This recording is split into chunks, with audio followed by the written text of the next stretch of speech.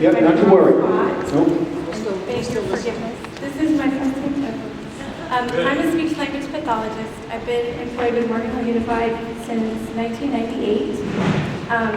And I would just like to share a few quotes from Language and Literacy in Schools by Elaine Silliman and Louise Wilkinson, which can be found on Amazon.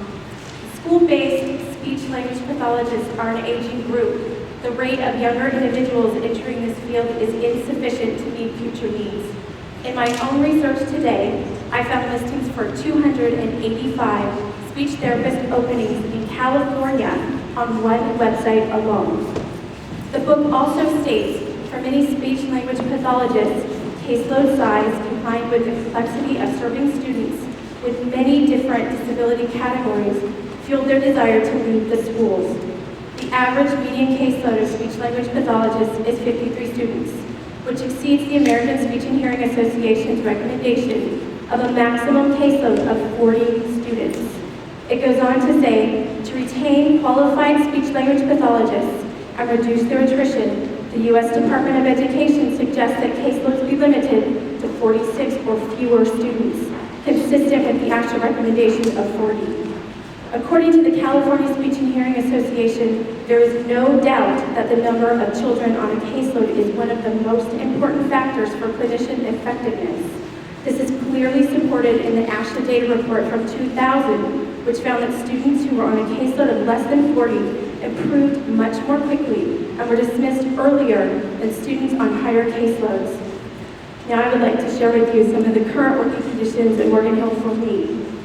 My current caseload consists of 56 students, with 3 more who are in the initial IEP process at this moment, which will make a total of 59 students, including my RTI students.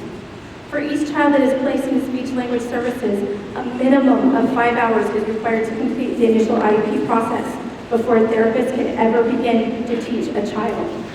Last year, I wrote 61 IEP reports, and for 75% of my students, that means I wrote and I organized the entire IEP. I am obligated by law to attend every IEP meeting where speech and language services are being discussed and stay the entire time.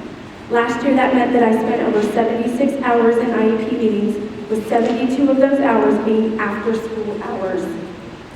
Last Friday, we were informed of the budget shortfall and that the contracted speech therapists were going to be terminated.